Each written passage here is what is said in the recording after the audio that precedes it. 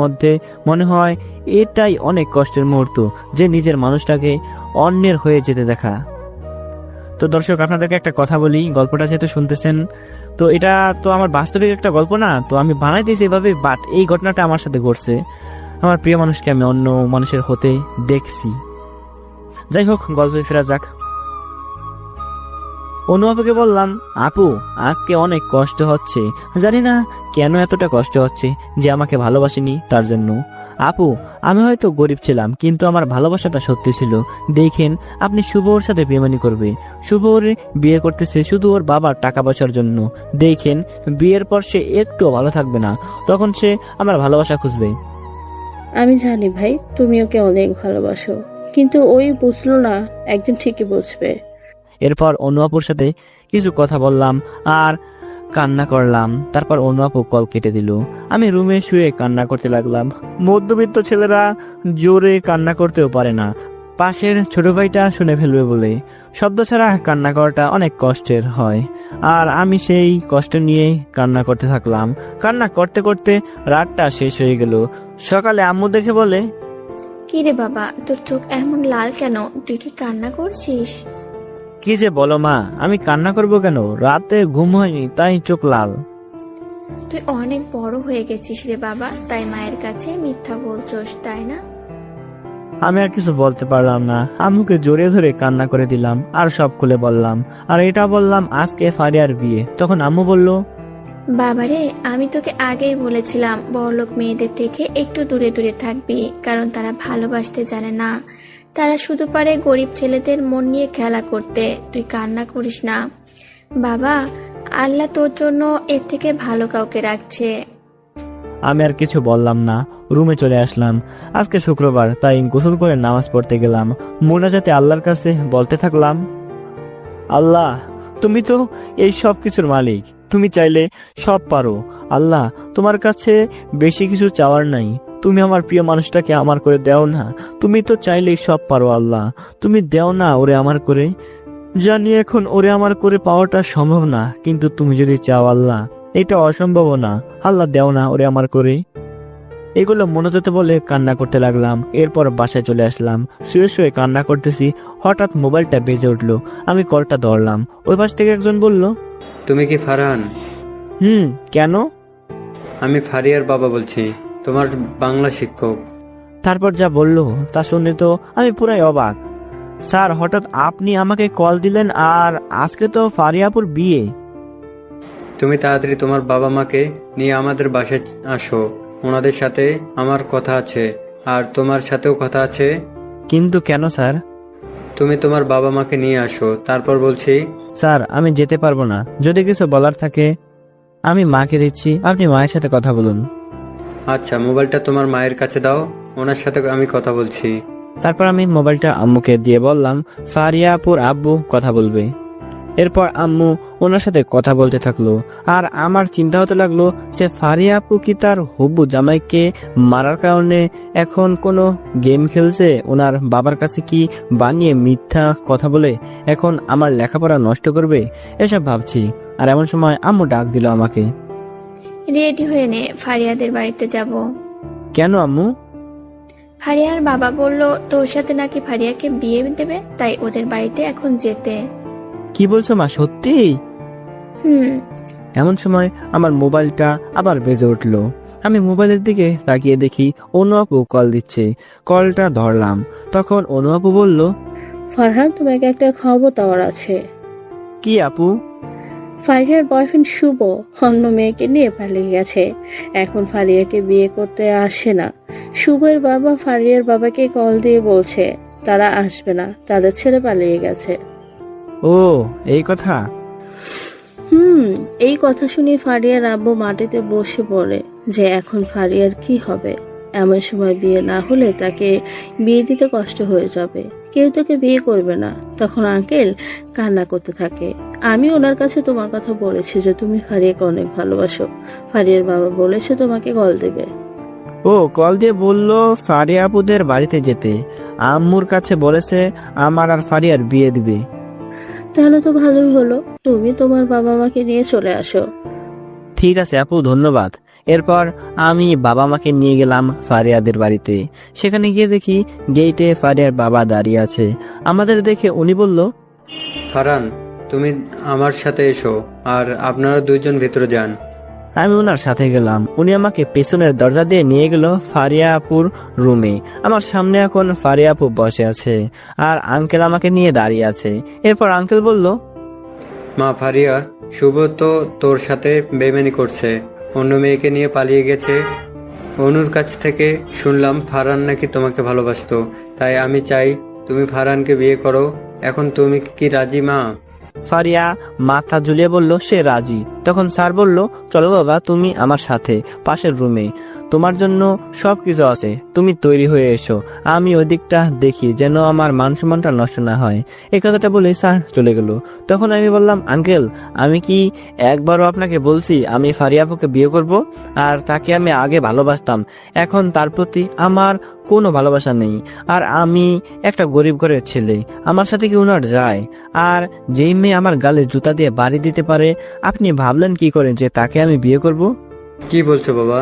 তুমি এইসব দেখেও এখন যদি তুমি ফারিয়াকে বিয়ে না করো, আমার মান সম্মান সব নষ্ট হয়ে যাবে। সেই মানুষগুলো আমাকে সালাম দিত, সেই মানুষ আমাকে রাস্তায় দেখলে হাসবে। বাবা, তুমি দয়া করে রাজি হয়ে যাও। মাফ করবেন আঙ্কেল, আমি পারবো না এই বিয়ে করতে।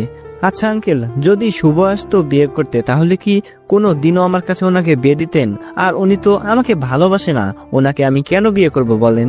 উনি তো এখন আমাকে আপনার সম্মান বাঁচাতে বিয়ে করবে। এমনও তো হতে পারে কয়েকদিন পর শুভ ফিরে আসলো আর তখন সে শুভকে নিয়ে পালিয়ে গেল। তখন আমার কি হবে? আমার পরিবারের সম্মানটা কোথায় যাবে? আমরা গরিব হতে পারি, কিন্তু আমাদের একটা সম্মান আছে। স্যার, আপনি আমার শিক্ষক, আমি অবশ্যই আপনাকে সম্মান করি। এইটা উনি না হয়ে যদি অন্য কেউ হতো, আর সে যদি পৃথিবীর সব থেকে খারাপ মেয়েও হতো, তাকে আপনার কথায় আমি বিয়ে করে নিতাম। কিন্তু উনি আমার সাথে যেই ব্যবহারটা করেছে, এখন তার প্রতি থেকে আমার ভালোবাসা উঠে গেছে। বাবা, তুমি আমার সম্মানের দিকে তাকিয়ে দয়া করে বিয়েটা করে নাও। আমার ফারিয়ার প্রতি বিশ্বাস আছে, সে আর দ্বিতীয়বার এই ভুল করবে না। আমি তোমার দুইটা পায়ে পড়ি, তুমি বিয়েটা করে আমার সম্মানটা বাঁচাও বাবা। তখন ওই অনু আপুর সাথে আমার মা বাবা ফারিয়াপুর রুমে আসলো, আর স্যারের কথা তারা শুনে ফেললো। তখন আম্মু বলল, ভাই কি করছেন আপনি? ওর পা কেন? আপনি ধরবেন? যান, আপনি বিয়ের ব্যবস্থা করবেন। ফারহান এই বিয়ে করবে, সে তৈরি হয়ে আসছে। ধন্যবাদ বিয়াইন, আপনি আমার সম্মানটা বাঁচালেন। এরপর স্যার চলে গেল। আমি মাকে উদ্দেশ্য করে বললাম, মা, তুমি তো জানো সে আমার সাথে কি করেছে, ওনাকে আমি কিভাবে বিয়ে করব? ফারিয়া যেই দিন আমার বাড়িতে প্রথম গিয়েছে, ওই দিন আমার ফারিয়াকে পছন্দ হয়ে গিয়েছে। আর তুই বলছিস বিয়ে করবি না? তুই করবি না, তোর বাপ করবে। তো বাবা তো পাশে আছে, বাবার সাথে ওনাকে বিয়ে করে দাও। তবে রে শয়তান, দাঁড়া তুই। আমি গিয়ে মায়ের পিছনে দাঁড়ালাম। আব্বু বলল, এখন কেন পালিয়েছিস? আয় এদিকে আয়। আমার কাণ্ড দেখে ফারিয়া কান্না করা থেকে হেসে দিল। আম্মু গিয়ে ফারিয়াকে জড়িয়ে ধরে বলল, কিরে মা, আমার মেয়ে হয়ে আমার বাড়িতে যাবি? আমাকে তুমি মাফ করে দাও, আমি জানতাম না তোমরা এত ভালো। আর ফারহানকে আমি আগেই পছন্দ করতাম, কিন্তু হয়ে আমাকে মুখ ফুটে কখনো কিছু বলেনি। আর যখন অন্য কারোর সাথে বিয়ে ঠিক হয়েছে, তখন বলছে সে আমাকে ভালোবাসে। সেই রাগে ওকে মারছি, বিশ্বাস করো। আমি বুঝতে পারছি। এই তুই এখনো এখানে দাঁড়িয়ে আছিস কেন? যা, ওই রুমে গিয়ে রেডি হয়ে আয়। আম্মু, আমি সিনিয়র আপুকে বিয়ে করব না। তুই যাবি নাকি আমি জুতো খুলবো? আমি যাচ্ছি তো, ভয় দেখানো লাগে? আমার কথা শুনে সবাই হাসতে লাগলো। আমি চলে গেলাম অন্য রুমে। রেডি হতে গিয়ে দেখি সেখানে আমার জন্য সবকিছু তৈরি আছে। আমি সবকিছু পরে নিলাম। এরপর জামাই সেজে বাহির হইলাম। আমাকে অনু আপু, ফারিয়ার বান্ধবী ও ছোট বোনেরা এসে নিয়ে গেল বিয়ের স্টেজে। এক একজন এক এক রকমের কথা বলছে। কেউ কেউ বলছে, উস দুলা ভাই, আপনাকে যা লাগছে, ফারিয়া আপু বিয়ে না করলে আমি প্রেম করে বিয়ে করতাম। ফারিয়ার বান্ধবীরা বলতেছে, আসো আমরা এখান থেকে পালিয়ে গিয়ে বিয়ে করে নেই। আগে যদি তোমাকে দেখতাম নীল পাঞ্জাবিতে, তোমাকে এত সুন্দর লাগে, তাহলে ফারিয়া যখন তোমাকে অপমান করছে তখন ওই বিয়ে করে নিতাম। ওনাদের কথা শুনে আমার অনেক হাসি পাচ্ছে, কিন্তু এখানে তো হাসা যাবে না, তাহলে অন্য লোকেরা আমাকে বলদ মনে করবে আর নানা রকমের কথা বলবে যে বিয়ে করবে বলেছে হাসতেছে। যাই হোক, আমি অনেক কষ্টে হাসি চেপে রেখে বসে আছি। সত্যি আজকে অনেক ভালো লাগছে। এতক্ষণ আমার মনে যত কষ্ট ছিল সব এখন ভুলে গেছি। প্রিয় মানুষকে পাওয়ার আনন্দ কাউকে বলে বোঝানো যাবে না। শুধু আমি নিজেই বুঝতেছি আমার কতটা ভালো লাগতেছে। হয়তো আমার ভাগ্যটা অনেক ভালো, তাই তো আর এখন অন্য একজনের সাথে বিয়ে হওয়ার কথা, তার বিয়ে আমার সাথে হচ্ছে। কথায় আছে না, যার কপালে আল্লাহ যারে লিখে দিছে তার সাথে তার বিয়ে হবেই। একটু পর কাজে এসে আমাদের বিয়ে পড়িয়ে গেল। ফারিয়া আমার বউ হয়ে গেছে। আমার এখনো বিশ্বাসই হচ্ছে না ফারিয়ার সাথে যে আমার বিয়ে হয়েছে। তাই নিজের হাতে চিমটি কাটলাম। ও মা, ব্যথা পাই। তার মানে ফারিয়া আমার হয়ে গেছে। কিছুক্ষণ পর চলে আসলো বিদায় নেওয়ার পালা। ফারিয়ার বাবা আমার হাতে ফারিয়াকে তুলে দিয়ে বলল, আপনি চিন্তা করবেন না আঙ্কেল, ফারিয়াকে আমি কখনো কষ্ট দিব না। ওর মা নেই তো কি হয়েছে, আজ থেকে আমার মা ওর মা। ওকে কখনো আর মায়ের অভাব বুঝতে দিবে না। এরপর আমি ফারিয়াকে নিয়ে বাইরে আসলাম। এসে দেখি আমাদের জন্য একটা গাড়ি ফুল দিয়ে সাজানো আছে, আর তার পিছনে 3টা গাড়ি। আমি আর ফারিয়া গিয়ে ফুল দিয়ে সাজানো গাড়িতে উঠলাম, আর আমার মা বাবা অন্য গাড়িতে। এরপর আমাদের বাড়ির উদ্দেশ্যে রওনা দিলাম। তারপর আমি পকেট থেকে মোবাইলটা বের করে আমার সব বন্ধুদের কল দিয়ে আমার বাড়িতে তাড়াতাড়ি আসতে বললাম। কাউকে বললাম না কেন আসতে বলছি। এরপর আমি ফারিয়ার দিকে তাকাইলাম, দেখি ফারিয়া আমার দিকে তাকিয়ে আছে। আমি ফারিয়াকে বললাম, তাকিয়ে আছেন কেন? তোমাকে দেখছি। দেখার কি আছে, আগে কখনো দেখেন নাই? দেখেছি, কিন্তু তুমি যে এত সুন্দর তা কখনো খেয়াল করিনি। খেয়াল করবেন কিভাবে, আপনি তো সারাক্ষণ খেয়াল করছেন শুভকে। আমার কথা শুনে ফারিয়ার হাসি খুশি মুখটা মুহূর্তের মধ্যে কালো হয়ে গেলে মুখের সব হাসি ফুরে গেল, চোখে পানি টলমল করতে থাকলো। আমি মনে মনে বলতে থাকলাম, অনেক কষ্ট আমাকে দিচ্ছো, এখন তোমার কষ্ট পাওয়ার পালা। তুমি আমার ভালোবাসা দেখছো, এখন আমি কতটা কষ্ট দিতে পারি সেটা দেখবা। এরপর আমরা বাড়িতে চলে আসলাম।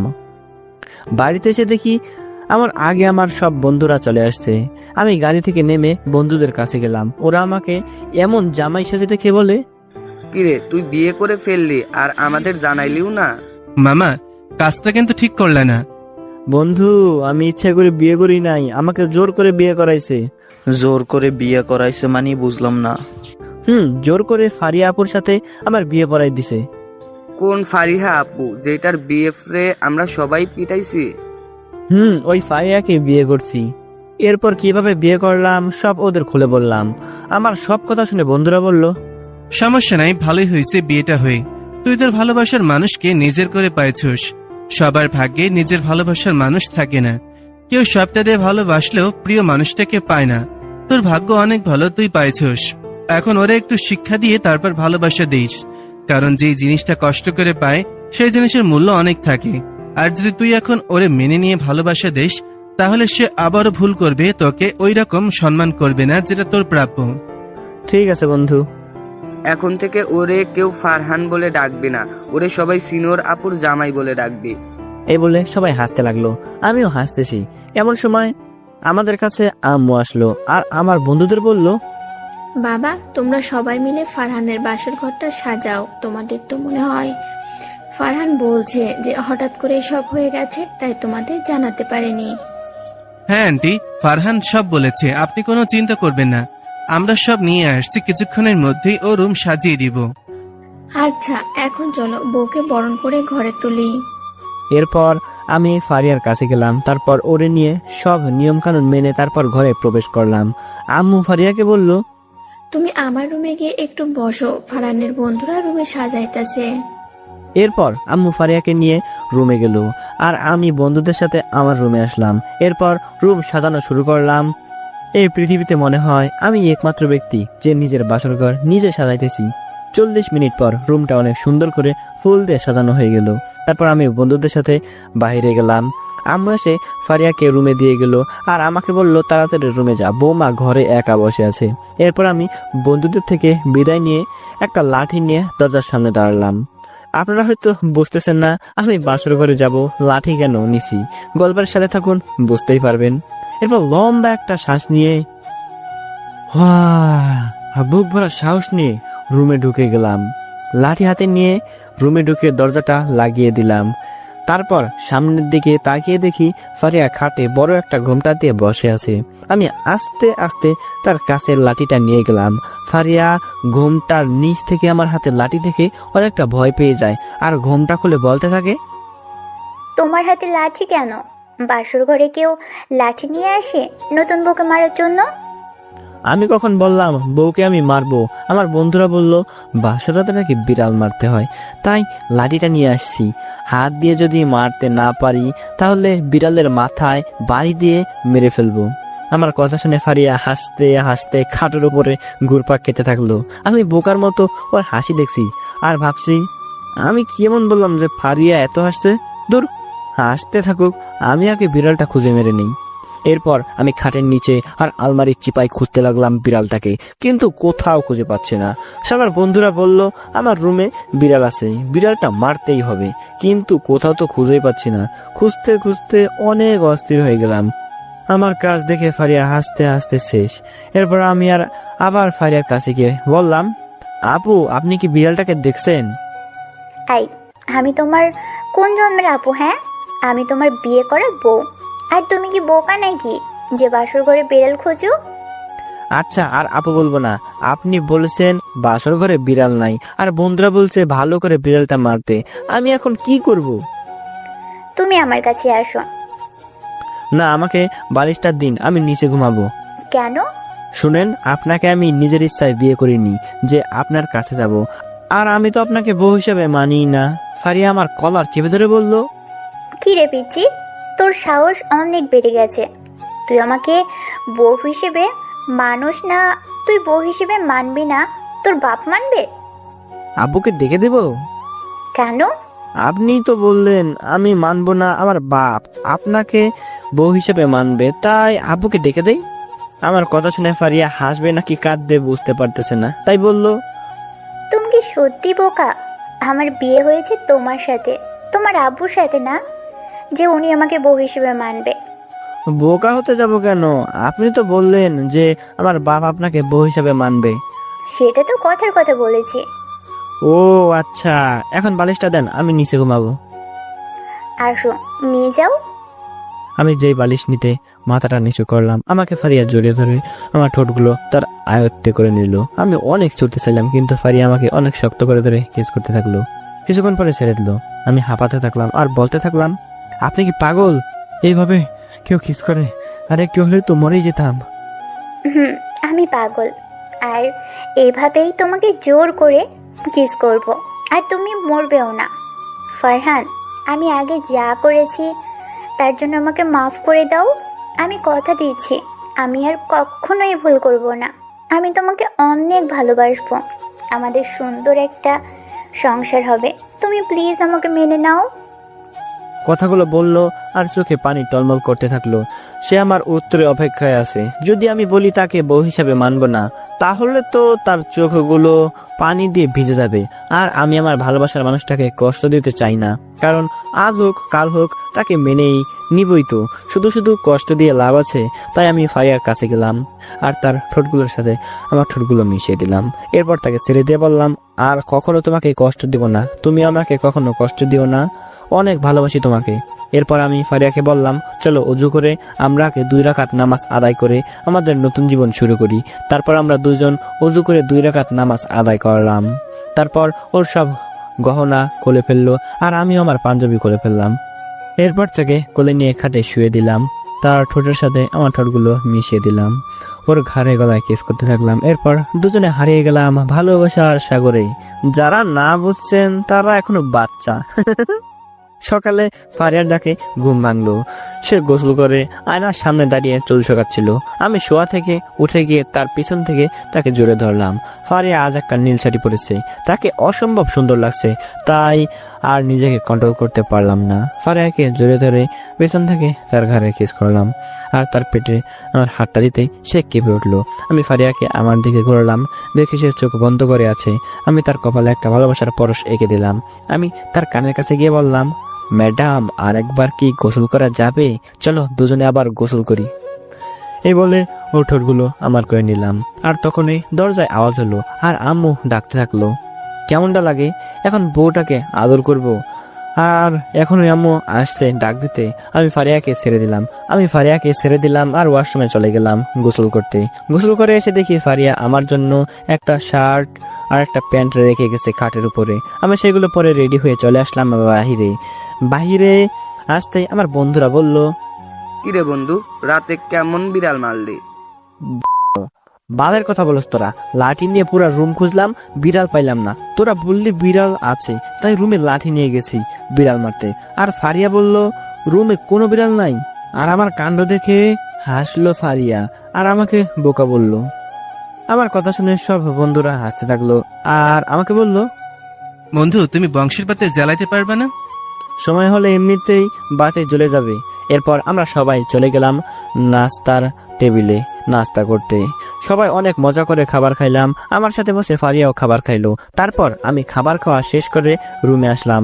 একটু আর ফারিয়াও রুমে আসলো।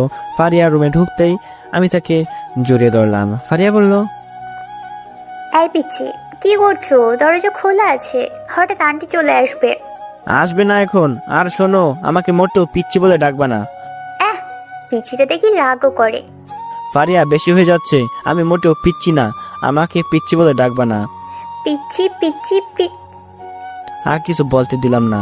ফারিয়ার ঠোঁটগুলো আমার ঠোঁটের সাথে মিশিয়ে দিলাম। ফারিয়াকে কিস করছি। এমন সময় অনু আপু দৌড় দিয়ে রুমে ঢুকে গেল। আমি অনু আপুকে থেকে ফারিয়াকে ছেড়ে দিয়ে সোজা দিলাম ওয়াশরুমে একটা দৌড়। ওয়াশরুমে ঢুকে ভাবতেছি, আয় হায় কি লজ্জা, অনু আপু দেখে ফেলছে। আমি ফারিয়াকে জোরে ধরে লিপ কিস করছি। কিসের জন্য যে দরজা লাগাইনি। অন্যদিকে ফারিয়া আর অনু আপু বলতেছে, এই ড্যানি, তোর কি একটাও জ্ঞান নাই? নতুন জামাই বউয়ের রুমে কেউ নক না করে আসে? আরে আমি কি জানতাম নাকি যে পিচ্ছিটা তোর সাথে দরজা খোলা রোমান্স করতেছে? একটু দরজা লাগায় রাখতি তাহলেই তো হতো। দেখ তো পিচ্ছিটা কি লজ্জা পাইছে, তোরে দেখে ওয়াশরুমে গিয়ে লুকিয়েছে। ওরা এইসব বলতেছিল আর অন্যদিকে আমি ভাবতেছিলাম যে অনু আপুর সামনে এখন কিভাবে যাব। ওনার সামনে গেলেই তো আমার লজ্জা করবে। ধুর, কিসের লজ্জা, আমি তোমার বউকে কিস করছি, বাহিরের কোনো মেয়েকে তো করি নাই। এইসব ভাবতে ভাবতে বাহির হইলাম। ওয়াশরুম থেকে বাহির হয়ে দেখি ফারিয়া খাটে বসে বসে হাসতে আর অনু আপু চলে গেছে। আমি ফারিয়ার কাছে যেতেই ফারিয়া বলল, কি পিচ্ছি, তুমি নাকি কেউ আসলে ভয় পাও না? তাহলে অনুকে দেখে পালিয়ে গেলি কেন? আরে ভয়ে পালিয়ে যায় নাই, অনু আপুকে দেখে অনেক লজ্জা পাইছি তাই ওয়াশরুমে চলে গেছি। এখন তাড়াতাড়ি রেডি হও, আব্বু আর অনু আমাদের নিতে আসছে। আমরা এখন আমাদের বাড়িতে যাব।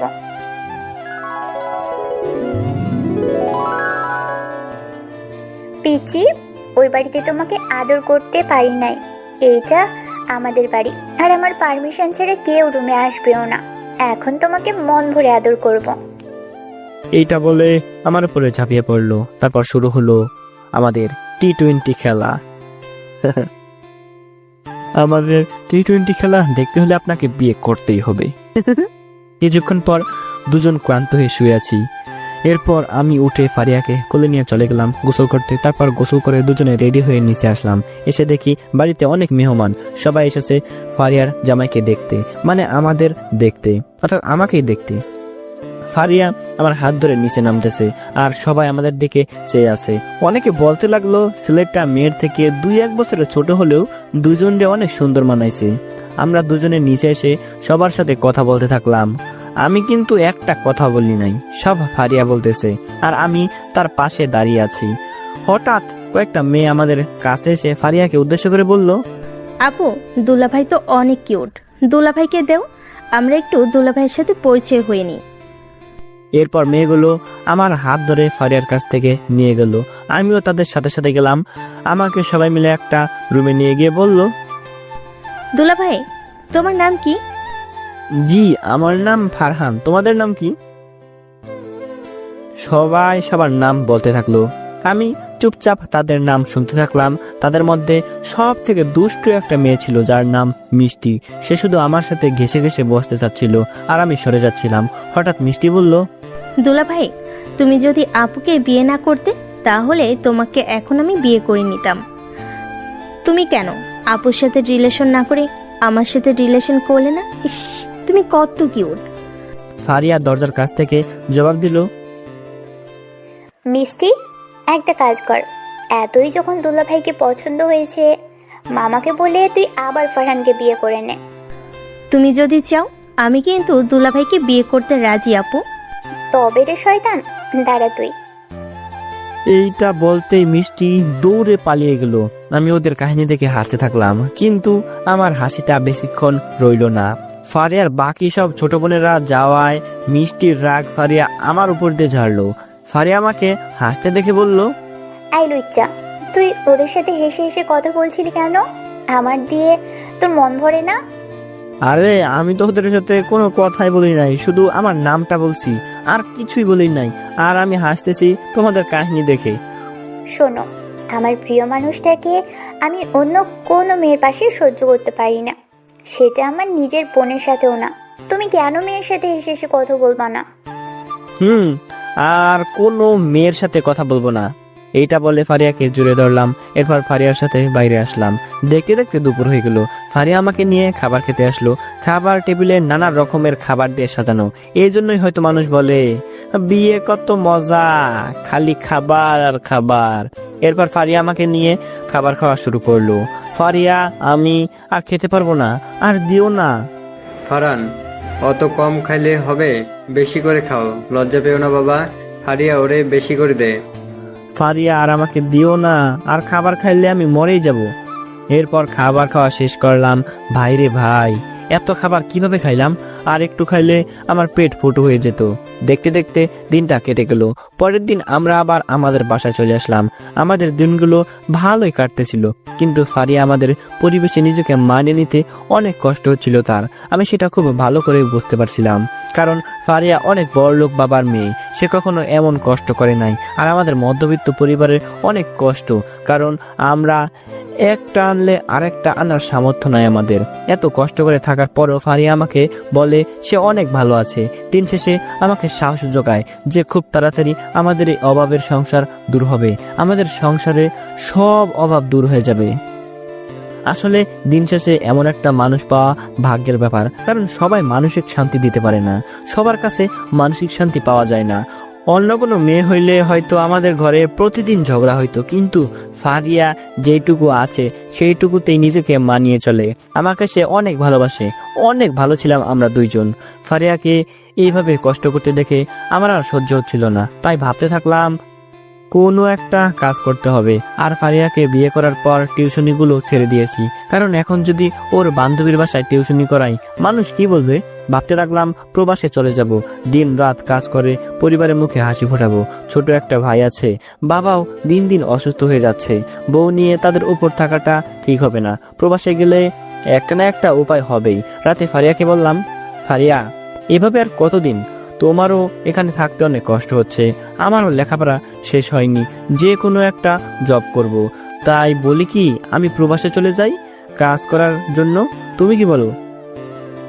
দেখো ফারহান, তুমি প্রবাসে গেলে হয়তো টাকা পয়সা ইনকাম করতে পারবা, কিন্তু আমি এখানে সব সময় একা হয়ে থাকবো। চাইলেও আমি তোমার ভালোবাসা পাবো না। প্লিজ তুমি প্রবাসে না গিয়ে দেশেই কিছু একটা করো। আর যদি কোনো কাজ না পাও, আমি বাবাকে বলে তোমাকে একটা চাকরির ব্যবস্থা করে দিই।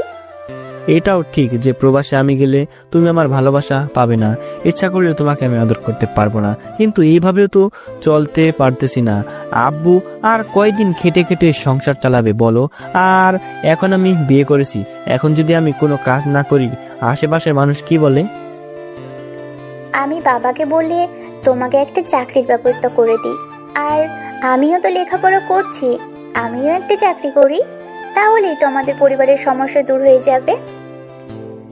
আমি চাকরি করলেই হবে? তোমাকে করতে হবে না, তুমি বাড়িতে থাকবা। তুমি পারলে তোমার আব্বুকে বললে আমাকে একটা চাকরির ব্যবস্থা করে দাও। আমিও সাথে একটা চাকরি করি, তাতে তো আমাদের ভালো, তাই না? তুমি প্লিজ মানা করো না। যখন আমাদের অবস্থা ভালো হবে তখন আমি চাকরি ছেড়ে দেব। আমি আর তাকে মানা করলাম না, কারণ ফারিয়া এই কষ্টের থেকে ভালো দুইজন চাকরি করে সংসারটা সুন্দর করে চালানো।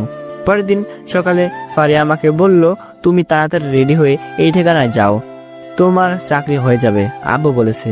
আমি ওর কথা মতো সেই ঠিকানায় গেলাম এবং আমার চাকরিটা হয়ে গেল। আমি অনেক খুশি মনে বাড়িতে চলে আসলাম। আসার সময় এক প্যাকেট মিষ্টি আর ফারিয়ার জন্য চকলেট নিয়ে আসলাম। বাসায় এসে দেখি ফারিয়া বাসায় নেই। আম্মুকে ডাকলাম, সেও বাসায় নেই। বুঝলাম না সবাই এই দুপুরটায় গেল কোথায়। হঠাৎ আমার ফোনে একটা কল আসলো। মোবাইলটা হাতে নিয়ে দেখি আব্বুর নাম্বার। তাই আমি কলটা ধরে বললাম, আসসালামু আলাইকুম আব্বু, আপনারা সবাই কোথায়? বাড়িতে কেউ নাই? তুমি তাড়াতাড়ি হাসপাতালে আসো, আমরা বৌমাকে নিয়ে হাসপাতালে আসছি। ফারিয়াকে নিয়ে হাসপাতালে গেছেন কেন? ওর কি হয়েছে? আমি তাড়াতাড়ি আব্বুর দেওয়ার ঠিকানার হাসপাতালে চলে গেলাম। আমি হাসপাতালে গিয়ে দেখি সবাই অনেক খুশি। আমি বুঝতে পারতেছি না ফারিয়া অসুস্থ আর সবাই এমন খুশি কেন। আমি যাওয়ার পর আব্বু আমাকে এসে জড়িয়ে ধরলো। আমি আব্বুকে জিজ্ঞাসা করলাম, আব্বু কি হয়েছে? আমি দাদা হতে চলছি, তুই বাবা হতে চলছিস। কথাটা শুনে আমার চোখ দিয়ে পানি আসলো।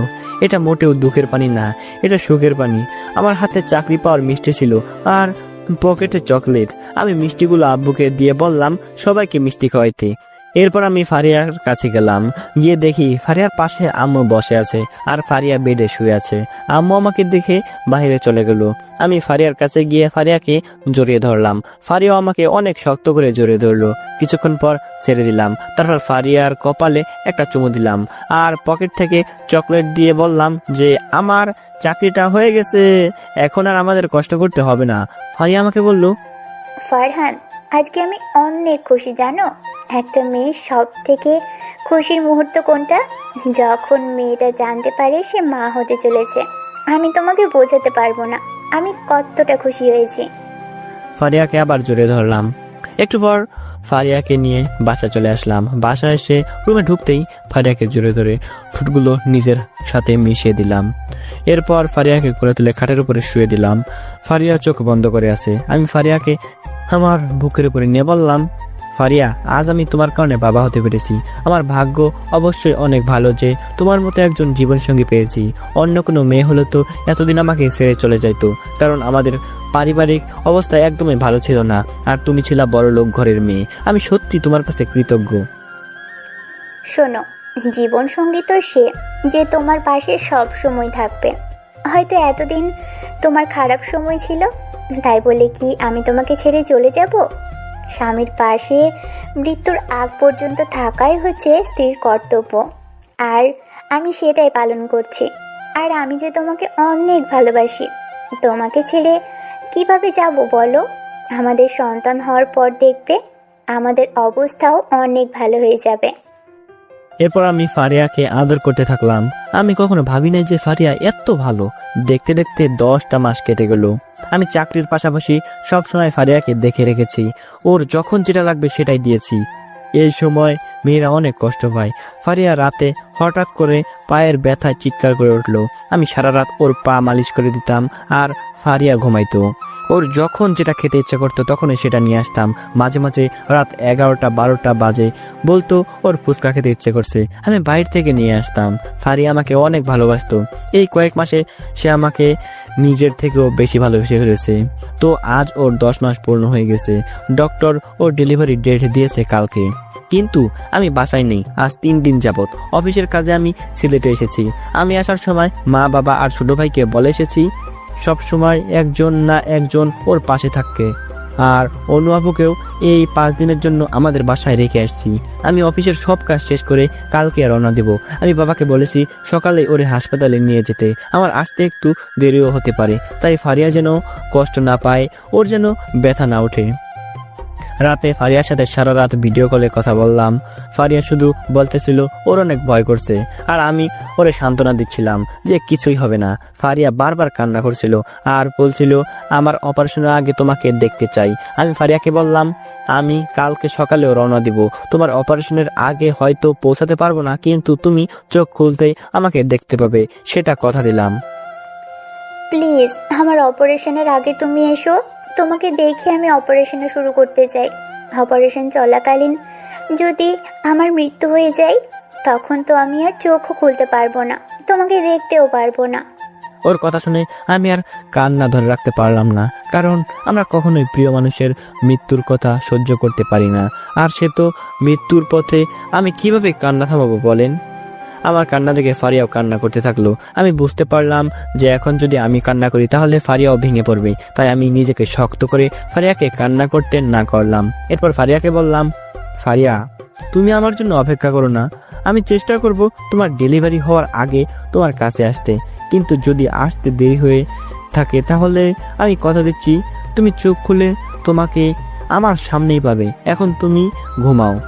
রাত প্রায় শেষের দিকে। এরপর ফারিয়া কল কেটে ঘুমিয়ে গেল। আমি সবকিছু গুছিয়ে আমিও ঘুমিয়ে গেলাম। সকাল হতেই বাসায় আসার জন্য রওনা হলাম। মাঝ রাস্তায় আসার পর বাবার নাম্বার থেকে কল আসলো। কল দিয়েছে ফারিয়া। আমি কলটা ধরতেই ফারিয়া বলল, ফারহান, এখন আমার অপারেশন শুরু হবে। তুমি কোথায় আছো? তুমি তাড়াতাড়ি এসো। যদি আমি বেঁচে থাকি আমাদের বাচ্চাকে নিয়ে তোমার সাথে দেখা হবে। তুমি চিন্তা করো না, আমার আসতে আর 1 ঘন্টা লাগবে। তুমি একটুও ভয় পাবা না, আমি তোমার পাশেই আছি। তুমি অপারেশনের জন্য তৈরি হও। এরপর ফারিয়া কল কেটে দিল আর ফারিয়াকে অপারেশনের কেবিনে নিয়ে যাওয়া হলো। আমি কখনো এত কান্না করি নাই, কখনো নিজের জন্য এতটা দোয়া করি নাই, আজ যতটা ফারিয়ার জন্য করতেছি। আসলে আমি আমার বউটাকে অনেক ভালোবাসি। আল্লাহর কাছে শুধু বলতেছিলাম, আল্লাহ তুমি আমার বউটাকে সুস্থ রেখো, তাকে বাঁচায় রেখো, তার জন্য কিছুই না হয়। আমি ওরে অনেক ভালোবাসি। আসলে আমরা ছেলেরা এমনই, আমাদের কাছে আমাদের বউটাই সব হয়। আমাদের ভালোবাসার মানুষকে আমরা কখনোই হারাতে চাই না। আমি কান্না করতেছিলাম আর আল্লাহকে বলতেছিলাম যে আমার জীবনের বিনিময়ে আমার স্ত্রীকে যেন ভালো রাখে। হঠাৎ আমার কাছে মনে হচ্ছিল আমার পাশে ফারিয়া এসে বসে আছে, আমার কাঁধে সে মাথা রেখে বসে আছে। আমি বুঝতে পারতেছিলাম না আমার সাথে কি হচ্ছে। পাশে তাকিয়ে দেখি আমার পাশের সিটটা একদম খালি। আমার মনের মধ্যে কেমন যেন শূন্যতা অনুভব করতেছিলাম। হঠাৎ বাসের মধ্যে ঘুমিয়ে যাই। তারপর আমি হাসপাতালের সামনে গিয়ে দেখি আব্বু আমার জন্য দাঁড়িয়ে আছে। আমাকে দেখে আব্বু বলল, এসছিস বাবা? বৌমা তোর অপেক্ষায় একটু আগে অপারেশন শুরু করতে দিছে। আমি আব্বুর সাথে অপারেশন রুমের সামনে গেলাম। সবাই সেখানে দাঁড়িয়ে আছে। আমার তখনও মনে হচ্ছিল কেউ আমার পাশে এসে আমার কাঁধে হাত দিয়ে দাঁড়িয়ে আছে। আমি বুঝতে পারতেছিলাম না আমার সাথে কি হয়েছে। এরপর অনেকক্ষণ অপেক্ষা করতে থাকলাম। হঠাৎ অপারেশন রুমের লাল বাতিটা নিভে গেল। আমি বুঝতে পারলাম অপারেশন শেষ হয়ে গেছে। আমি তাড়াতাড়ি রুমের দরজার সামনে গেলাম। একজন ডাক্তার বের হলো। আমি ডাক্তারকে জিজ্ঞাসা করলাম, ডাক্তার আমার স্ত্রী সন্তান কেমন আছে? ডাক্তার মনটা খারাপ করে বলল, আপনার পুত্র সন্তান হয়েছে, কিন্তু দুঃখের বিষয় হলো আমরা আপনার স্ত্রীকে বাঁচাতে পারিনি। আমি জোরে চিৎকার দিয়ে উঠলাম। বাসে বসে থাকা সবাই আমার চিৎকার শুনে বলতে লাগলো, ভাই কি হয়েছে কি হয়েছে? আমি সবাইকে বললাম, হঠাৎ ঘুমিয়ে গিয়েছিলাম, এর জন্য একটা খারাপ স্বপ্ন দেখি, তাই চিৎকার দিয়ে উঠেছি। একজন বয়স্ক লোক আমাকে একটা পানির বোতল দিয়ে বলল, বাবা চোখে মুখে একটু পানি দাও, সব ঠিক হয়ে যাবে। আমি তার কথা মতো চোখে মুখে একটু পানি দিলাম। দেখতে দেখতে আমি চলে আসলাম রংপুর মেডিকেল হাসপাতালে। আমি বাস থেকে নেমে তাড়াতাড়ি হাসপাতালে ঢুকলাম। গিয়ে দেখি সবাই বসে আছে। আমি তাদের কাছে গেলাম। আমি আম্মুকে জিজ্ঞাসা করলাম কখন অপারেশন শুরু হয়েছে। মনে হয় আর একটু বাকি আছে, এখনই শেষ হয়ে যাবে। ও, আম্মুর সাথে কথা বলা শেষ হতে না হতে ডাক্তার অপারেশন রুম থেকে বাহির হয়ে আসলো। আমি দৌড়ে ওনার কাছে গেলাম। মনে অনেক ভয়, যদি স্বপ্নটা সত্যি হয়ে যায়। মনে মনে আল্লাহকে ডাকতেছি আর বলতেছি, আল্লাহ এমন যেন কিছু না হয়, আমার সন্তান আর স্ত্রী যেন ভালো থাকে। তারপর ডক্টর সাহেবকে জিজ্ঞাসা করলাম, ডাক্তার সাহেব আমার স্ত্রী কেমন আছে? চিন্তার কোনো কারণ নেই, সন্তান এবং মা দুজনেই ভালো আছে। এটা বলতে নার্স কোলে করে একটা বাবু নিয়ে এসে আমাকে বলল, ওনার কি হন? বাবুকে লক্ষ্য করে বলল, আমি ওর বাবা। কথাটা বললেই কান্না করে দিলাম। আপনার ছেলে সন্তান হয়েছে, এই নিন আপনার সন্তানকে। নার্স আমার ছেলেকে আমার কোলে তুলে দিল। আমি ছেলেকে নিয়ে ওর মাথায় একটা চুমু দিলাম। তারপর ওর কানের কাছে গিয়ে আজান দিলাম। এটা আমাদের ইসলাম ধর্মের নিয়ম, ছেলে মেয়ে হলে আজান দিতে হয়। এরপর ছেলেকে বুকে নিয়ে কান্না করতে থাকলাম। সবাই আমার কাছে আসলো। আসলে একটা ছেলে জানে প্রথম বাবা হওয়ার অনুভূতিটা কেমন হয়। আজ থেকে আমিও ছেলের বাবা, আমাকেও কেউ আব্বু আব্বু বলে ডাকবে। আমি যেমন ছোটবেলায় আমার বাবার হাত ধরে হেঁটে হেঁটে হাঁটা শিখছি, তেমনি আমার ছেলেও আমার হাত ধরে হাঁটা শিখবে। আমাকে কান্না করতে দেখে আম্মু বলল, যখন তুই এই পৃথিবীতে এসেছিলি তোমার বাবাও তোকে নিয়ে এইভাবে কান্না করেছিল খোকা? আমি আম্মুকে জড়িয়ে ধরে কান্না করে দিলাম। কিছুক্ষণ পর জানতে পারলাম ফারিহার জ্ঞান ফিরেছে। আমি সবার প্রথমে ওর কেবিনে গেলাম। আমাকে দেখেই 2 হাত বাড়িয়ে দিয়ে ফারিয়া কান্না করে দিল।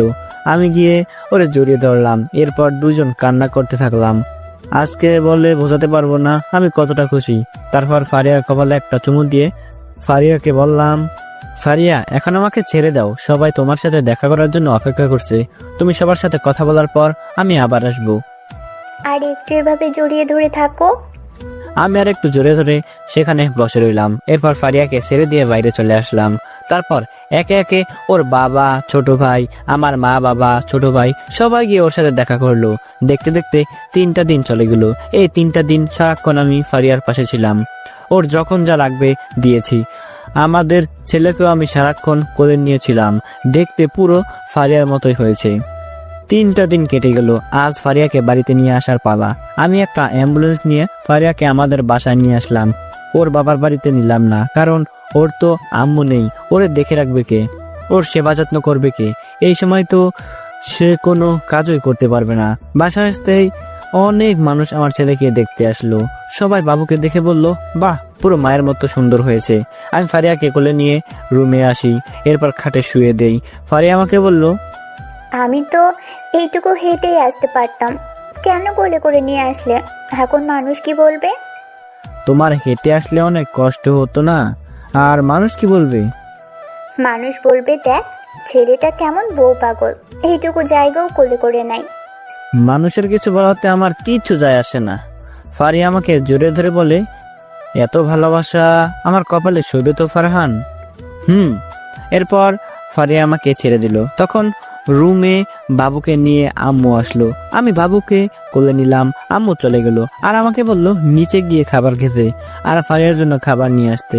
আমি নিচে গিয়ে এক প্লেটে দুজনের জন্য খাবার নিলাম। এরপর উপরে চলে আসলাম। রুমে এসে ফারিয়াকে বললাম, বাবু ঘুমিয়েছে, ওরে শুয়ে দাও, আজ আমি তোমাকে নিয়ে নিজের হাতে খাওয়াই দেব। ফারিয়া আমার কথা মতো বাবুকে শুয়ে দিল। এরপর আমি ফারিয়াকে খাওয়াতে শুরু করলাম। কয়েক লোকমা খাওয়ার পর ফারিয়া আমাকে বলল, ফারহান তুমি খেয়েছো? না। আসো আমি তোমাকে খাইয়ে দিই। এরপর দুজন দুজনকে খাওয়াই দিতে থাকলাম। আসলে এক প্লেটে স্বামী স্ত্রী খাবার খাইলে ভালোবাসা বাড়ে। দুজন দুজনকে খাওয়াইতেছি। এর মধ্যে আমার ছেলে চিৎকার করে ওঠে। ফারিয়া তাড়াতাড়ি হাত ধুয়ে বাবুকে নিল আর আমি ফারিয়াকে খাওয়াতে থাকলাম। দেখতে দেখতে 5টা বছর কেটে গেল। আমার ছেলে এখন 1ম শ্রেণীতে পড়ে। আজ আমি আমার ভালোবাসার মানুষ আর ছেলেকে রেখে প্রবাসে যাচ্ছি। আমাদের অফিস থেকে আমাকে 2 বছরের জন্য সেখানে অফিসে পাঠানো হচ্ছে। আমি যেতে রাজি ছিলাম না। ফারিয়ার জোরাজুরির কারণে যেতে হচ্ছে। ফারিয়া বলতেছে, শোনো, তুমি যেখানে গেলে আমাদের ভবিষ্যৎ উজ্জ্বল হবে, আমরা সমাজে মাথা উঁচু করে চলতে পারবো, আমাদের ছেলের ভবিষ্যৎ উজ্জ্বল হবে। দেখো এই সমাজে মাথা উঁচু করে চলতে হলে টাকার প্রয়োজন। 2টা বছরই তো, দেখতে দেখতে কেটে যাবে। তুমি আমার কথা শোনো, অফিসের কথা মতো তুমি আমেরিকায় যাও।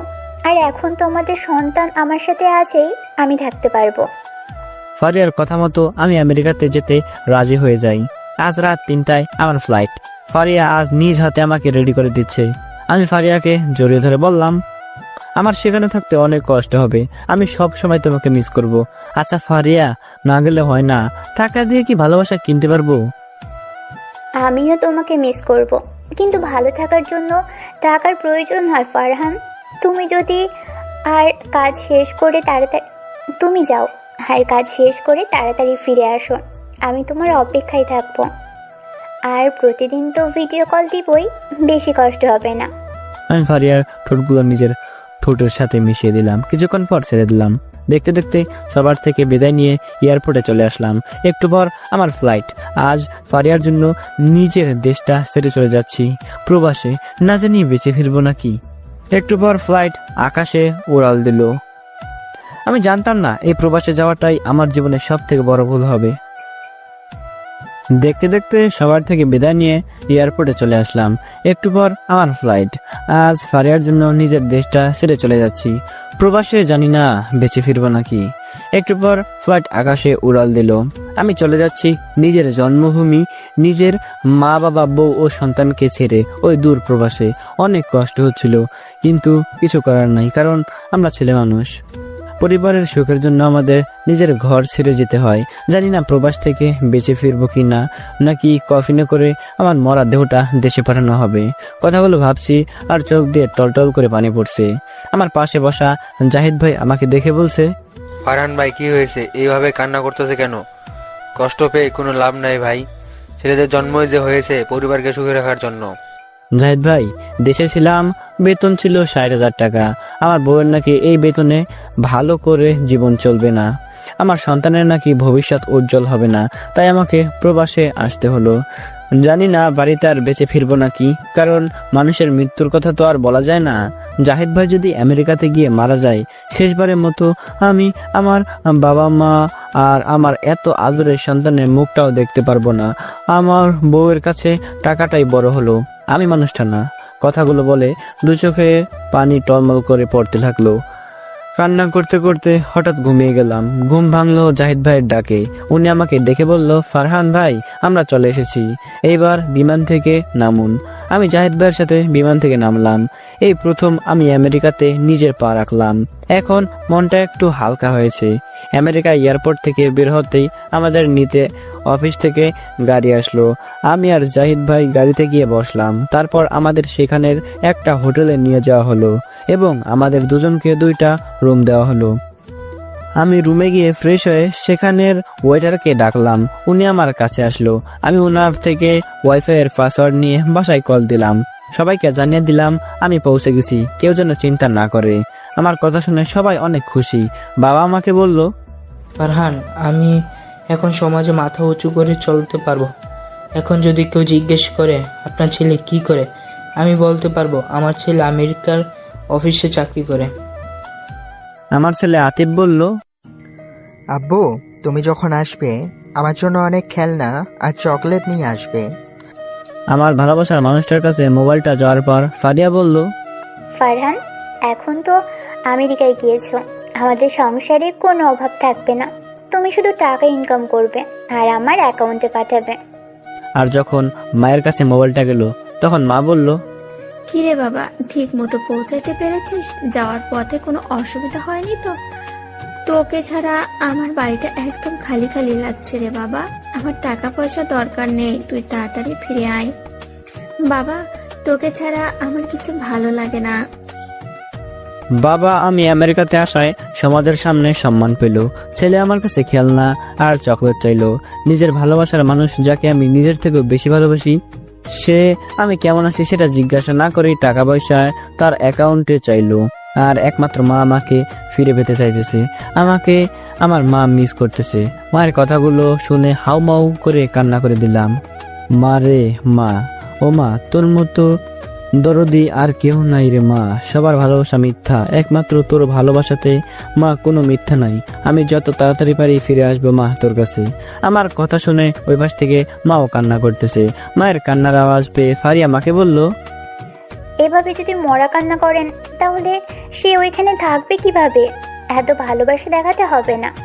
টাকার কাজ মুখে চলে না, ওরে ওখানে টাকা ইনকাম করতে দেন। ফারিয়ার কথাতে আম্মু অনেক কষ্ট পেল। আমি মোবাইলে ওর এমন কথা শুনে নিজে অনেক কষ্ট পেলাম। এরপর কল কেটে দিলাম। কিছুক্ষণ পর জাহিদ ভাই আসলো। এসে বলল আজ নাকি অফিসে একটা মিটিং আছে, আমাদের অফিসে যেতে হবে। তাই অফিসের উদ্দেশ্যে রওনা দিলাম। ও, আপনাদের তো জাহিদ ভাইয়ের সাথে পরিচয় করিয়ে দেই নাই। জাহিদ ভাই হচ্ছে আমাদের অফিসের বসের ছেলে। ভাইয়ার মনটা অনেক ভালো, আমাকে নিজের ভাইয়ের মতো দেখে। ওনার পরিচয় দিতে দিতে আমরা অফিসে চলে আসলাম। তারপর মিটিং শেষ করলাম। আমাদের এখানে সব কাজ বুঝিয়ে দেওয়া হলো। তারপর আমরা আবার হোটেলে চলে আসলাম। হোটেলে এসে জানতে পারলাম আমাদের অফিসের ডিউটি মাত্র 6 ঘন্টা, আর বাকি সময় আমরা ফ্রি। আমি চিন্তা করলাম এই সময়টা বসে থাকবো না, যে কোনো একটা কাজ করব। যেই ভাবনা সেই কাজ। আমি পার্ট টাইম একটা রেস্টুরেন্টে জব নিলাম সন্ধ্যা থেকে রাত 12টা পর্যন্ত। দেখতে দেখতে 3টা মাস কেটে গেল। অফিসে চাকরির পাশাপাশি রেস্টুরেন্টে ওয়েটারের জব করছি। আমি নিজের খরচের জন্য টাকা রেখে সব টাকা বাড়িতে পাঠিয়ে দেই। 2টা চাকরি করতে আমার অনেক কষ্ট হতো, কিন্তু পরিবারের কথা চিন্তা করে কষ্টকে কষ্ট মনে করি নাই। নিজের সবটা দিয়ে কাজ করি, আর রাত হলে একটু বাড়িতে কল দেই, বউ সন্তান, আর মাঝে মাঝে মায়ের সাথে কথা বলি। ফারিয়াকে অনেকবার বলেছি মাকে একটা মোবাইল কিনে দিতে, কিন্তু ফারিয়া দেয়নি। আমার অনেক ইচ্ছে করে মায়ের সাথে কথা বলতে, কিন্তু বলতে পারি না। আজ আমি অফিসে বসে কাজ করছিলাম, এমন সময় আমার মোবাইলটা বেজে উঠলো। মোবাইলটা নিয়ে দেখি আমার বাবার নাম্বার থেকে বহুদিন পর আজ কল আসছে। আমি অনেক খুশি হয়ে কলটা ধরলাম। কল ধরার পর বাবা বলল, ফারহান রে বাবা, তোর মায়ের অবস্থা অনেক খারাপ, হঠাৎ মাথায় রক্তচাপ দিয়েছে। আমি তোর মাকে হাসপাতালে নিয়ে আসি। ডাক্তার বলছে তাড়াতাড়ি অপারেশন করতে হবে, নাহলে তোর মাকে বাঁচানো যাবে না। মাকে তাড়াতাড়ি অপারেশন করাও বাবা, আমার মায়ের জন্য কিছু না হয়। কিভাবে অপারেশন করাবো? আমার কাছে যে একটা টাকাও নেই। ডাক্তার বলছে অপারেশন করতে 2 লাখ টাকা লাগবে। আমি এত টাকা কোথায় পাবো? তুমি ফারিয়াকে কল দাও, আমি 5 দিন আগে 4 লাখ টাকা পাঠাইছি ওর অ্যাকাউন্টে। তুমি টাকা নিয়ে মায়ের অপারেশন করাও। বাবা রে, তোর স্ত্রীর কাছে আমি আগেই টাকা চাইছি রে বাবা। তোর স্ত্রী বলছে তোর মা বুড়ো হয়েছে, আজ না হয় কাল নাকি তোর মাকে মরতে হবে। এর জন্য সে তোর কষ্টের ইনকামের টাকা নষ্ট করবে না। কান্না করতে করতে কথাগুলো বলল। কি বলছো বাবা? ফারিয়া সব বলছে? রে বাবা, তোর নাম্বারটাও ফারিহা আমাকে দেয়নি। তোর ছোট ভাই চুরি করে নাম্বারটা বৌমায়ের মোবাইল থেকে নিয়ে আমাকে দিছে। বাবারে, তুই কিছু একটা কর, তোর মাকে বাঁচা বাবা। তুমি কোনো চিন্তা কর না বাবা, ফারিয়াকে টাকা দিতে হবে না। তুমি হাসপাতালের যে টাকা জমা দেওয়ার কাউন্টার আছে সেখানে গিয়ে ওনাদের অ্যাকাউন্ট নাম্বার নিয়ে আমাকে দাও, আমি টাকা পাঠাইতেছি। এরপর আব্বু সেখানে গিয়ে অ্যাকাউন্ট নাম্বার দিল। আমি এখন টাকা কোথায় পাবো সেটাই চিন্তা করতেছি, আবার কান্না করতেছি। 5 দিন আগে ফারিয়ার কাছে আমার সব টাকা পাঠিয়ে দিছি, এখন আমি কি করব? টাকা না পাঠাইলে আমার মায়েও বাঁচবে না। আমি দৌড়ে জাহিদ ভাইয়ের কেবিনে গেলাম, তারপর তার পায়ে ধরে বললাম, ভাই আমাকে 2 লাখ টাকা দেন, আমি পরের মাসে দিয়ে দিব। আমার মাকে বাঁচাতে হবে ভাই, দয়া করে দেন। জাহিদ ভাই আমার কথা শুনে টাকা দিল। আমি তাড়াতাড়ি টাকাগুলো বাবার দেওয়া অ্যাকাউন্ট নাম্বারে দিয়ে দিলাম, আর বাবাকে কল দিয়ে বললাম অপারেশন শুরু করতে। আমি টাকা পাঠিয়ে দিছি, যদি আরো টাকা লাগে আমাকে বলতে, কিন্তু আমার মায়ের যেন কিছু না হয়।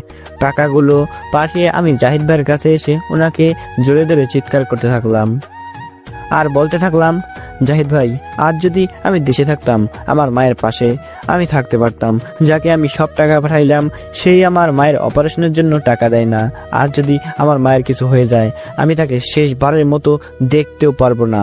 ভাই, আমি কেন আসলাম এই প্রবাসে? কথাগুলো বলে চিৎকার করে কান্না করতে থাকলাম। এমন সময় আমার মোবাইলটা আবার বেজে উঠলো। আমি মোবাইলটা হাতে নিয়ে দেখি আবার আমার বাবা কল দিয়েছে। আমি চিন্তায় পড়ে গেলাম যে এত তাড়াতাড়ি অপারেশন শেষ হয়ে গেল নাকি আরো টাকা লাগবে, তাই অপারেশন শুরু করিনি। এইসব ভাবতে ভাবতে কলটা ধরলাম, তারপর যা শুনলাম। কল ধরতেই আমার বাবার কান্নার আওয়াজ পেলাম, বুকটা কেঁপে উঠলো। আমি বাবাকে জিজ্ঞাসা করলাম, আব্বু কি হয়েছে, আপনি কান্না করছেন কেন? আব্বু কোনো কথা বলছে না, শুধু কান্না করছে। ও আব্বা বলেন আমার মায়ের কি অবস্থা, অপারেশন কি শেষ নাকি শুরু হয়নি? বাবারে, আজ তোর মাকে আমি টাকার জন্য বাঁচাইতে পারলাম না, আর 20 মিনিট আগে যদি অপারেশন শুরু হতো তাহলে হয়তো তোর মাকে বাঁচানো যেত। আমি পারিনি রে বাবা তোর মাকে বাঁচাতে। কথাগুলো বলে বাবা জোরে জোরে চিৎকার করে কান্না করতে থাকলো। আমি বাবার কথা শুনে জোরে একটা মা বলে চিৎকার দিলাম, আর চিৎকার শুনে জাহিদ ভাই দৌড়ে আসলেন আমার কাছে আর জিজ্ঞাসা করলেন কি হয়েছে।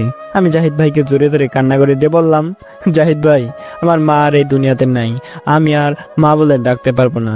ভাই, আমার বাবা নাকি আমার মাকে টাকার জন্য বাঁচাতে পারে নাই। আমি আমার বউয়ের কাছে 5 দিন আগে 4 লাখ টাকা পাঠাইছি, সে আমার মায়ের জন্য একটা টাকাও দেয়নি অপারেশন করতে। ভাই, আমার মায়ের নাই। চিৎকার করে বলতে বলতে জ্ঞান হারিয়ে ফেললাম। যখন জ্ঞান ফিরলো তখন আবার দেশ থেকে বাবার নাম্বারে কল আসলো। আমি আবার কল ধরলাম, এখন আর বাবা কল দেয়নি। আমার ছোট ভাই কল দিয়ে কান্না করতেছে। আমি ছোট ভাইকে জিজ্ঞাসা করলাম, কিরে ভাই, বাবা কই? তুই কান্না করিস না, তোকে দেখার জন্য তোর ফারিয়া আবু আছে, আমি আছি, বাবা আছে। আমার ছোট ভাইটা চিৎকার দিয়ে বলল, ভাই রে, মা মারা যাওয়ার পর তোমাকে কল দিয়ে আব্বু যখন মায়ের মৃত্যুর খবর বলছে তখন আব্বুরও হার্টে চাপ দেয়। ডাক্তার এসে আব্বুকে দেখে বলে আমার আব্বু আর এই দুনিয়াতে নেই ভাইয়া। আমি এখন কাকে মা বলে ডাকবো, কাকে বাবা বলে ডাকবো? কে আমাকে আদর করিয়ে খাওয়ার দিবে? ভাইয়া, আমি তো এতিম হয়ে গেলাম। আমার ছোট ভাইয়ের কাছ থেকে বাবার মৃত্যুর কথা শুনে আমি পাথর হয়ে গেলাম। এটা কি হলো? মাকে বাঁচাতে পারলাম না, বউ টাকা দেয়নি বলে। এর মধ্যে মায়ের সাথে বাবাও চলে গেল। এখন আমার কি হবে? আমার ছোট ভাইটার কি হবে? আমি আছি প্রবাসে, আমার ভাইটাকে দেখে রাখবে কে? আজকে আমি দেশে যাব কিভাবে? আমার মা বাবাকে আমি শেষবারের মতো কি দেখতে পারবো না? আমি চিৎকার করে জাহিদ ভাইকে বললাম, জাহিদ ভাই, আজকের মধ্যে আমার দেশে যাওয়ার ব্যবস্থা করে দেন ভাই, আমি আপনার দুটো পায়ে ধরি। কেন ভাই, এটা তো সম্ভব না। ভাই, দেশ থেকে খবর আসছে আমার মায়ের সাথে আমার বাবা মারা গেছে। আমি আমার বাবা মায়ের কবরটা নিজের হাতে দিতে চাই, আর ছোট ভাইটাকে দেশে গিয়ে দেখে রাখতে চাই। আমার আর কোনো টাকা পয়সার দরকার নাই। যেই টাকা দিয়ে আমি আমার বাবা মাকে বাঁচাতে পারলাম না, সেই টাকা আমার আর দরকার নাই ভাই। ফারহান ভাই, আমার আজকে বাংলাদেশে যাওয়া সম্ভব না। বিমানের টিকিট কাটতে সময় লাগবে, যেতে সময় লাগবে। এখন গিয়ে তুমি তোমার বাবা মায়ের কবর দিতে পারবে না। তোমার আত্মীয় স্বজনকে বলো তাদের কবর দিয়ে দিতে। আমি চিৎকার দিয়ে মাটিতে পড়ে গেলাম আর নিজেই নিজের বলতে থাকলাম, হায় রে প্রবাসের জীবন, আমি কেন প্রবাসে আসলাম? মা বাবা মারা গেছে, এখন আমি নিজের হাতে তাদের কবর দিতে পারবো না। কিসের টাকা ইনকাম করলাম? যেই টাকা দিয়ে আমার জন্মদাতা পিতা, আমাকে গর্ভে ধারণকারী মাকে আমি বাঁচাতে পারলাম না। আমি কেমন সন্তান হইলাম? হায় রে প্রবাস রে, তুই আমার বাবা মাকে কেড়ে নিলি, আমাকে এতিম বানিয়ে দিলি, আমার মাথার ওপর থেকে আমার বাবার ছায়াটা কেড়ে নিলা। এই সব বলে কান্না করছি। এমন সময় ফারিয়া আমাকে কল দিল। আমি কল ধরলাম না, আবার কল দিল, এবার ধরলাম। কল ধরতেই ফারিয়া কান্না করতে করতে বলতে থাকলো, ফারহান, বাবা মা আর বেঁচে নেই, দুজনেই হার্ট স্ট্রোক করে মারা গেছে। মিথ্যা কান্না করে কথাগুলো বলল। ডাইনি, তুই আমার জীবনেও কল দিবি না। তোর জন্য আমার বাবা মা মারা গেছে। তোরে আমি 5 লাখ টাকা পাঠাইছি, তুই আমার মায়ের অপারেশনের জন্য 2 লাখ টাকা দেস নাই। তোর জন্য আমার মা মারা গেছে, আর মায়ের মারা যাওয়ার কষ্টে আমার বাবাও মারা গেছে। তুই একটা খুনি, তুই আমার বাবা আমাকে খুন করেছিস। তুমি এসব কোথায় জানলা? আমার বাবা মারা যাওয়ার আগে আমাকে সব বলে গেছে। তোকে আমি কোনো দিনও মাফ করব না। ফারহান, বিশ্বাস করো, আমি জানতাম না মা মারা যাবে। আমি ভাবছি এমনি মাথায় যন্ত্রণা করেছে, তাই বাবা হাসপাতালে নিয়েছে। আর বাবা মনে হয় জমিতে কোনো কাজ করার জন্য টাকা চাইতেছে। তোমার মায়ের অসুস্থের কথা বলে তাই টাকা দেয়নি। আমি এই টাকা দিয়ে কি করব, যে টাকার কারণে আমার বাবা মা দুজন একদিনে মারা গেল? আমি কেন দিনরাত এক করে কাজ করেছি, তোরে এত টাকা পাঠাইছি, আমার বাবাকে তুই অপারেশনের জন্য টাকা দিলি না। আর আমি কতটা কপাল পোড়া, নিজের বাবা মায়ের কবরটা পর্যন্ত নিজ হাতে দিতে পারবো না। আর কিছুই বলতে পারলাম না। তার আগে আমি আবার অজ্ঞান হয়ে মাটিতে শুয়ে পড়লাম। জাহিদ ভাই আমাকে ধরে রুমে এনে শুয়ে দিল। কিছুক্ষণ পর আমি চোখ খুললাম। জাহিদ ভাইয়ের কাছে জানতে পারলাম আমার 2 ঘন্টার বেশি সময় ধরে জ্ঞান ছিল না। আমি আবার দেশে কল দিলাম। ছোট ভাই বাবার মোবাইলে কল ধরলো, কল ধরে বলল, ভাইয়া, বাবা মাকে নিয়ে আমি আর ভাবি বাড়িতে এসেছি। সবাই বাবা মাকে দেখতে এসেছি। একটু পর জানাজা দিবে, তুমি আসবে না বাবা মাকে কবর দিতে? ভাইরে, টাকার জন্য এমন দেশে আসছি রে ভাই, এখন আমি চাইলেও দেশে আসতে পারতেছি না। মন চাইতেছে নিজের জীবনটা শেষ করে দেই। কেমন সন্তান হইলাম, নিজের বাবা মায়ের জানাজাটা পর্যন্ত পড়তে পারলাম না। ভাই, যখন জানাজা দিবে তখন সবার সামনে গিয়ে জিজ্ঞাসা করবি আমার বাবা মায়ের কাছে কেউ কোনো টাকা পয়সা পাবে নাকি। যদি টাকা পায় তাদের নামগুলো লিখে রাখবি, আমি দেশে এসে সবার টাকা দিয়ে দিব। এরপর আমার ছোট ভাই কল কেটে দিল। আমেরিকাতে প্রায় রাত 4টা বেজে গেল, আর আমাদের দেশে দিনের 4টা বাজে। আমার চোখে ঘুম নাই, আমি শুধু কান্না করতেছি আর বলতেছি, আল্লাহ তুমি এটা কি করলা? মায়ের সাথে আমার বাপ জানলেও নিয়ে নিলা, আমাদের 2টা ভাইরে এতিম করে দিলা। আমার ছোট ভাই আবার কল দিল। আমি আবার কল ধরলাম। ছোট ভাই বলল, ভাইয়া, নিজের হাতে মা বাবা মাটি দিয়ে আসলাম। ভাইয়া রে, আজ থেকে কেউ আর আমার নাম ধরে ডাকবে না। ভাইরে, আমি আর বাবার কাঁধে উঠে হাঁটতে যেতে পারবো না। ঘুম না আসলে মা আর আমারে গল্প শুনিয়ে ঘুম পাড়াবে না। তুমি যাওয়ার পর থেকে আমি মায়ের সাথে ঘুমাইতাম। এখন আমি থাকবো কেমনে রে ভাইয়া? আমার কি হবে? দুই ভাই মোবাইলের দুই পাশ থেকে কান্না করতে থাকলাম। ছোট ভাইকে আমি কোনো জবাব দিতে পারলাম না। কি বলবো, ওরে কিভাবে থাকবে আমার ছোট ভাইটার, কার সাথে থাকবে? কান্না করতে করতে ভাইকে বললাম, ভাই তুই কষ্ট করে 2 দিন থাক, আমি যত তাড়াতাড়ি পারি দেশে চলে আসতেছি। আমি আর এই প্রবাস নামক জেলখানায় থাকবো না। এরপর আমি কল কেটে শুয়ে পড়লাম। সকাল হলেই জাহিদ ভাইকে বললাম আমি দেশে চলে যাওয়ার কথা, আমার দেশে যাওয়ার ব্যবস্থা করার কথা। চোখে ঘুম নাই, কিভাবে ঘুমাবো? যেই মা বাবা আমার এই সারা জীবন ঘুম পাড়িয়ে দিত, সেই মা বাবা যে আজ অন্ধকার কবরে ঘুমাচ্ছে। একজন সন্তান তো তার মা অথবা বাবা একজন হারিয়ে ফেললে ঠিক থাকতে পারে না, সেখানে তো আমি একসাথে দুইজনকে হারিয়ে কিভাবে নিজেকে শান্ত করব, কিভাবে আমি ঘুমাবো? বসে থাকতে থাকতে সকাল হয়ে গেল। আমি বাহিরে তাকিয়ে দেখি ফর্সা হয়েছে। দেখে দৌড়ে গেলাম জাহিদ ভাইয়ের রুমের কাছে, গিয়ে জাহিদ ভাইকে ডাকতে লাগলাম। জাহিদ ভাই দরজা খুলে দিয়ে বললেন, কি হয়েছে ভাই? আমি বললাম, ভাই আমি আর এই প্রবাসে থাকবো না, আমি দেশে চলে যাব, দয়া করে আপনি আমার দেশে যাওয়ার ব্যবস্থা করে দেন। ফারহান, শান্ত হও। তুমি আমেরিকা থেকে 2 বছর আগে বাংলাদেশে যেতে পারবে না। আমরা যখন তোমার এই দেশে নিয়ে এসেছি তখন তুমি যে কাগজটিতে সাইন করেছো সেখানে লেখা ছিল সর্বনিম্ন তোমাকে 2 বছর থাকতে হবে। এখন শর্ত অনুযায়ী তোমাকে 2 বছর থাকতে হবে। আমি বুঝতে পারছিলাম না হঠাৎ করে জাহিদ ভাইয়ের কি হলো, সেও আজকে এমন কথা বলছে কেন? উনি তো কালকেও বললেন আমাকে তাড়াতাড়ি দেশে যাওয়ার ব্যবস্থা করে দিবেন।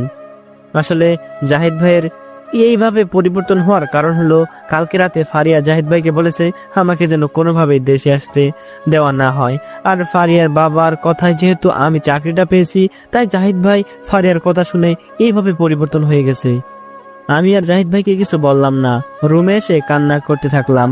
আল্লাহ হয়তো আমার ভাগ্যটাই এমন বানিয়েছে, সবাই শুধু আমার সাথে বিশ্বাসঘাতকতা করে, খালি আমার সাথেই কেন এমন হয়? যারে ভালোবাসলাম, নিজের উপার্জনের সব টাকা যার অ্যাকাউন্টে দিলাম, সে ভালোবাসার মানুষটাই সামান্য কিছু টাকার জন্য আমার বাবা মাকে মেরে ফেললো। যে ভাইটা আমাকে বলল দেশে পাঠাবে, সেও এখন না করছে। কি হচ্ছে আমার সাথে? আর ফারিয়া এমন পরিবর্তন হয়ে গেল কেন? হাজার প্রশ্ন মাথায় ঘুরপাক খেতে লাগলো। এইবার নিজেকে শক্ত করে রাখলাম, বললাম আমার দেশে যাওয়ার ব্যবস্থা আমাকেই করতে হবে, কারো পা আর চাটবো না। আমি চিন্তা করলাম আমি 1 মাস রেস্টুরেন্টে কাজ করলে আমার দেশে যাওয়ার টাকা হয়ে যাবে। দেশে গিয়ে তারপর আমার বাবা মায়ের মৃত্যুর প্রতিশোধ নিব। যেই টাকার জন্য সে আমার মাকে মেরেছে, সে টাকাই তার কাছে অভিশাপ মনে হবে। তাকে আমি এটাই বুঝিয়ে ছাড়বো, যে টাকা দিয়ে সুখ কেন যায় না। আরে তুমি শুধু অপেক্ষা করো, আমি আসছি, খুব তাড়াতাড়ি আসছি। কিন্তু দেশে গিয়ে কি হবে? আমি কি আমার বাবা মাকে ফিরে পাবো? আর কি পারবো বাবার সাথে মাঠে গিয়ে কৃষিকাজ করতে? আর কি পারবো বাবার সাথে মাঠে বসে খাবার খেতে? আর কি আমার মায়ে আমাকে নিজের হাতে খাওয়াই দিবে? আর তো কেউ বলবে না বাবা তোর কারণে তোর আব্বুর কষ্টটা এখন একটু কম হয়। কেউ তো আর অফিস শেষ করে রাত 1টায় বাড়ি গেলে আমার জন্য না খেয়ে বসে থাকবে না। হায় রে মা, নিজে না খেয়ে কত আমারে খাওয়াইছে। বাবার অবস্থা ভালো ছিল না, তাই কত পুরাতন কাপড় মা পরে থেকেছে, কিন্তু আমাকে নতুন কাপড় পরাইছে। সংসার ঠিক মতো চলতো না, বাবাই বলতো আমার সাথে ওরে কাজে নিয়ে যায়, কিন্তু আমার মাই আমারে কাজে যাইতে দেয় নাই। বলতো আমার ছেলে এখন কাজ করলে চেহারা পুরা কালা হয়ে যাবে, লেখাপড়া করে অনেক বড় হবে, বাবার মতো এইভাবে কষ্টের দিন কাটাবে না। মা, আমি তোমাকে বাঁচাতে পারলাম না। দেখো না মা, তোমার ছেলেটা লেখাপড়া করে এখন বড় চাকরি করে, কিন্তু সেই চাকরিটার টাকা দিয়ে আমি তোমাকে বাঁচাতে পারলাম না। আমার থেকে অভাগা সন্তান মনে হয় আর কারোই নাই রে মা। কথাগুলো ভাবতে ভাবতে কান্না করতে থাকলাম। আসলে যাদের মা বাবা নেই তারাই জানে বাবা মা হারলে কত কষ্ট হয়। এই পৃথিবীতে তাদের মতো কেউ আমাদের ভালোবাসে না। কান্না করতে করতে আবার নিজেকে নিজে শান্ত করলাম। এরপর চলে গেলাম ওয়াশরুমে, তারপর গোসল করে চলে গেলাম যে রেস্টুরেন্টে ওয়েটারের কাজ করি সেই রেস্টুরেন্টে। এরপর কাজ করতে থাকলাম, কাজ করি আর আমার চোখ